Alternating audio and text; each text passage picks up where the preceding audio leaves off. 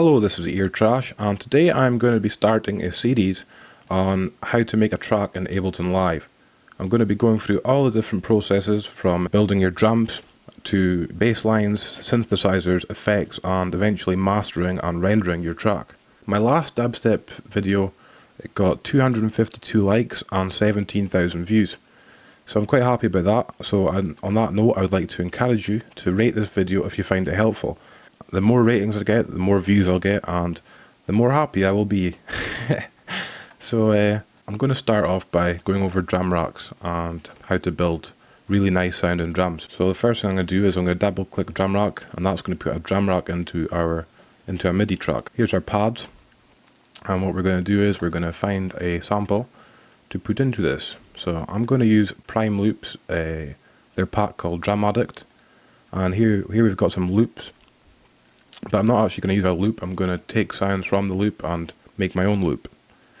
And I know that this downhouse break one sounds good because I've actually done this video about 3 times now and it keeps failing, so hopefully this time it's not going to fail. So I'll give you a listen to this sample here. And that's not dubstep, but we're going to make it dubstep. So what I'm going to do is I'm going to click and drag it into our audio track. And from here you could either right click and go slice to new MIDI track, or you can just select the samples yourself and click and drag them into your drum rack. So I'm going to take the kick and I'm just going to cut that.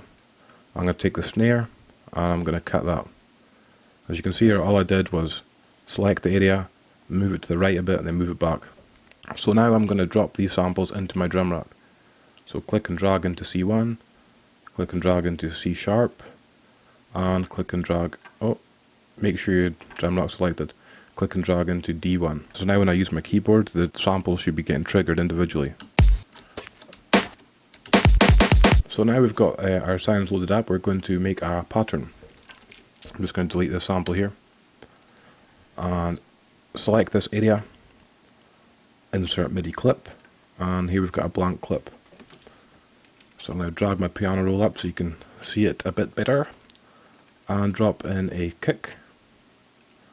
It's a bit long, that's what she said. And I'm going to put in a snare.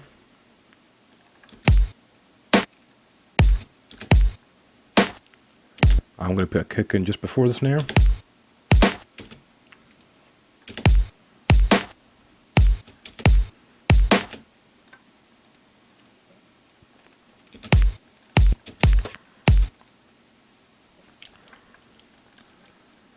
And we're going to put in some hi-hats.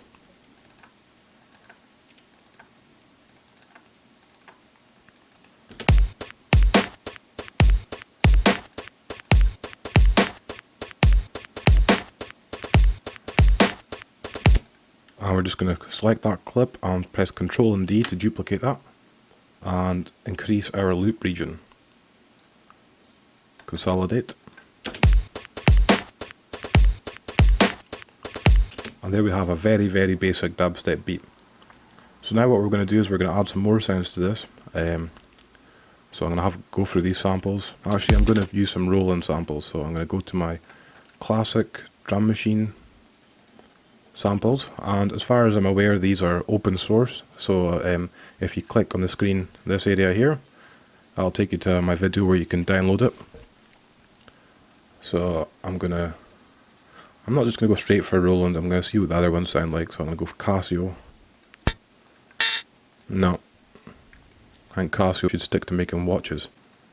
Okay, so I'm liking these Roland 808 sounds. I'm going to select the hat open and put that into there. I'm going to select the hat closed, put that there. Snare drum. Nah.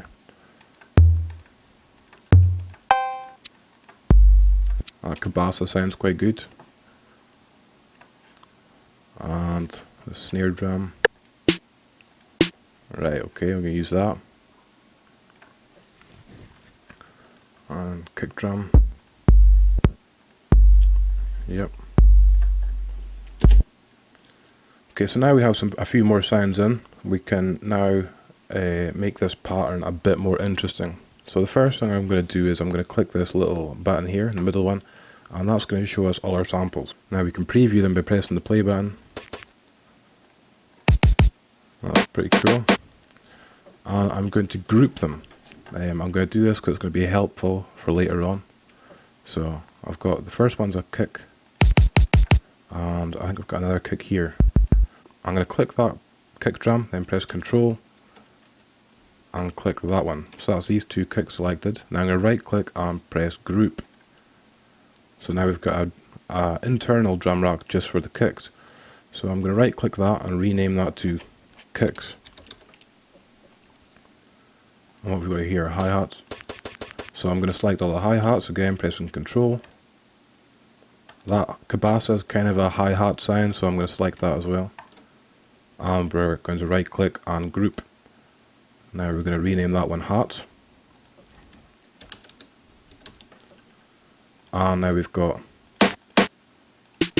our snare sounds, so I'm going to select both of them, Control and group. Rename that to snares and claps, because we're going to put some claps in that as well later. Now when we go into our pattern, by double clicking it, we will see more samples appear in it. So I can now add in some more hi-hats.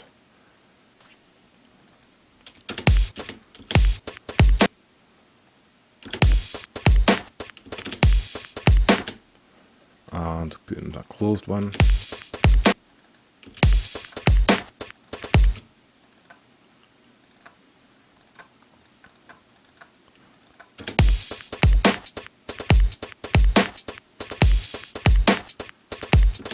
I'm going to put in some more cabasa sounds.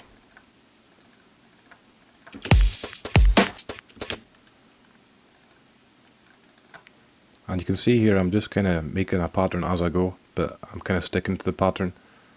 As you can see here, the cabasa is coming in between those two hats. So select the area, Control duplicate, and just put it in the wrong place, so slide it along.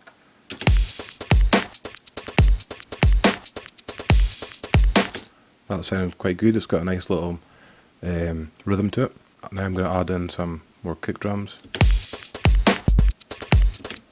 I'm going to put this kick drum in there at the start to give it a kind of down lifter sound.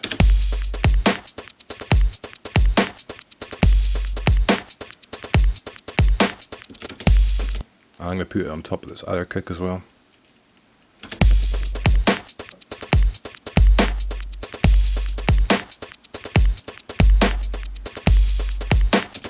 And we're going to add in some more snare drums.